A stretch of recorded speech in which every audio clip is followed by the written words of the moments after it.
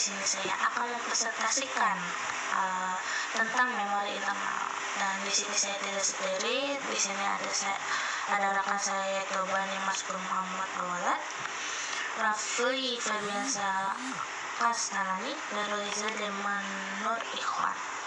Oke, di sini saya akan menjelaskan apa itu memori internal.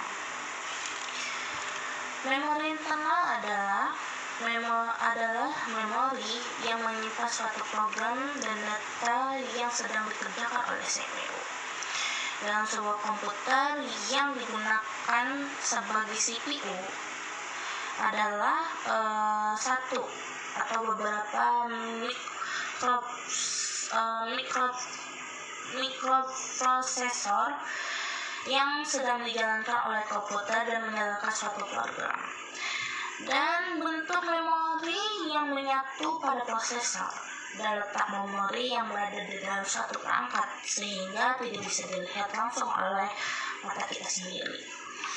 Nah, lalu memori itu juga bisa digunakan sebagai memori internal yang harus cepat dan mampu mengimbangi kecepatan CPU, karena untuk bisa menyimpan suatu program dan data harus memiliki keseimbangan yang sama untuk menyimpan dan memproses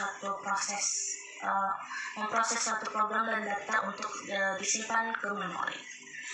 Selanjutnya saya akan menjelaskan tentang karakteristik memori. Di sini karakteristiknya itu memori internal adalah memori utama. Dalam memori internal itu disebut juga sebagai memori primer. Nah, memori primer itu sebagai memori utama dalam sebuah memori internal atau sebuah prosesor dan CPU. Dan diperlukan oleh CPU untuk proses eksekusi atau proses program untuk mengakses secara langsung program itu secara langsung dan data yang ingin disimpan di suatu memori tersebut. Nah, media memori itu seperti apa sih? Media memori itu menggunakan RAM. RAM itu ukurannya kalau nggak salah sangat kecil, jadi sudah menyatu. Kalau dalam CPU mungkin sudah menyatu dalam prosesor yang tadi saya bilang dan sudah menyatu sama perangkat lain. Nah, kapasitas dari memori tersebut ada 1 byte. Kapasitas memori internal itu ada 1 byte. 1 byte itu sama dengan 1 bit. Untuk wordnya, kalau panjang wordnya pada umumnya itu sekitar 8,16 sampai 32. Dan di sini saya juga akan fungsi dari memori. Fungsi dari memori tersebut adalah untuk menyimpan dan memasukkan sampai data dikirimkan ke ALU. Apa itu ALU? ALU itu adalah Agreement and Logic Unit untuk diproses lagi lebih lanjut gitu.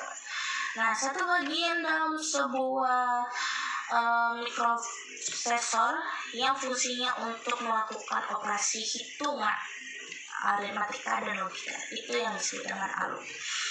Dan daya penyimpanan hasil proses ALU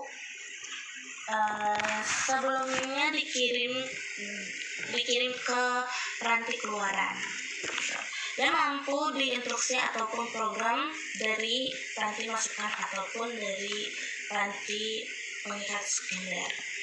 Dan tugas ALU juga nggak cuma itu. Tugas ALU untuk melakukan perintah. Perintah apa? Perintah memproses lagi data yang dalam bentuk angka atau logika tersebut. Dan di sini memori itu nggak cuma satu. Nah, bagian-bagian memori ini ada 3 macam, yaitu ROM, RAM, dan change memory. Nah, untuk selanjutnya ROM akan dijelaskan oleh Bani Maskur Muhammad Awalad. Dipersilakan. Baik, nama saya Bani Maskur Muhammad Awalad. Saya akan menjelaskan tentang ROM. ROM, Read Only Memory HKE Firmware, adalah jenis memori yang isinya tidak hilang ketika tidak mendapat aliran listrik. Pada awalnya isinya hanya bisa dibaca. Ini contoh dari ROM. Lanjut. ROM terbagi menjadi 6. MROM, PROM, EPROM, EEPROM, EAROM, Flash PROM. Lanjut. MROM, Max Programmed ROM. Program ini biasanya dilakukan oleh pabrik pembuat. Sekali telah diprogram, sebuah MROM hanya dapat dibaca dan diprogram di dalamnya, tidak dapat diubah lagi. Lanjut. PROM, Programmable ROM. PROM adalah jenis ROM yang dapat diprogram sendiri oleh pemakai dengan bantuan arus listrik untuk memutus sambungan yang dapat lembur. Sebuah PROM juga tidak dapat dihapus dan diprogram ulang. Baik, lanjut. EPROM, Erasable Programmable ROM. EPROM adalah jenis ROM yang juga dapat diprogram sendiri secara elektrik oleh pemakai. EPROM dapat dihapus dan diprogram ulang secara berkali-kali. Seluruh informasi yang tersimpan dalam EPROM akan terhapus karena sinar matahari dan cahaya lampu TL juga mengandung sinar ultraviolet. Baik, sekian dari saya. Kurang lebihnya mohon maaf. Terima kasih untuk Bani Maskur Muhammad Awalad. Terima kasih atas penjelasannya. Sekarang kita lanjut ke tentang EEPROM, yaitu Electrically Erasable Programmable ROM, yang akan dijelaskan oleh Reza Dema Nur Ikhwan. Dipersilakan. Berikut adalah EEPROM, Electric Erasable Programmable ROM. EEPROM adalah jenis ROM yang dapat diprogram, dihapus, dan diprogram ulang secara elektrik oleh pemakai. Jadi proses penghapusan tidak menggunakan sinar ultraviolet, tetapi arus listrik. Karena itu EEPROM dapat dihapus, diprogram ulang secara efektif. Dan berikutnya EEPROM Electric Erasable ROM atau EEROM adalah jenis ROM yang mirip dengan EEPROM. Memori jenis ini isinya dapat dihapus dan ditulis secara elektrik dan selektif oleh pemakai. EEPROM dan EEROM sebenarnya merupakan Responsive Memory RAM atau RMM atau memori komputer yang dapat diprogram lebih dari satu kali. Berikut adalah Flash PROM, Flash Programmable and Erasable Read Only Memory. Merupakan memori dengan teknologi Novel Memory. Isi memori dapat ditulis ulang ataupun dihapus berkali-kali dengan sangat mudah hingga ribuan kali. Teknologi ini juga banyak diterapkan untuk memori di dalam single chip atau mikrokomputer. Dan berikutnya ada RAM. RAM sendiri adalah yaitu Random Access Memory yang memiliki waktu akses sama untuk setiap alamat memori. Kebanyakan memori semikonduktor termasuk ROM dan memori magnetic core, sebelum ada memori semikonduktor yang banyak digunakan sebagai memori utama. Berikutnya adalah Dynamic RAM atau yang disingkat dengan DRAM, adalah tipe chip memori yang digunakan untuk kebanyakan memori utama pada sebuah PC modern. Keunggulan utama DRAM adalah yang sangat padat sehingga kita dapat menyimpan data lebih banyak di dalamnya. Selain itu juga DRAM juga tidak terlalu mahal. DRAM harus terus-menerus di-refresh karena memori ini bersifat dinamis atau berubah-ubah.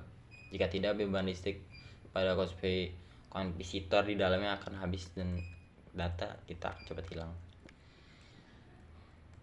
Terima kasih untuk Roiza. Sekarang kita lanjut ke statistik RAM yang akan dijelaskan oleh Rafli. Silakan Rafli. Baik, Saya Rafli Febrian, saya akan menjelaskan sedikit tentang static RAM, memory cache, dan juga fungsi memori.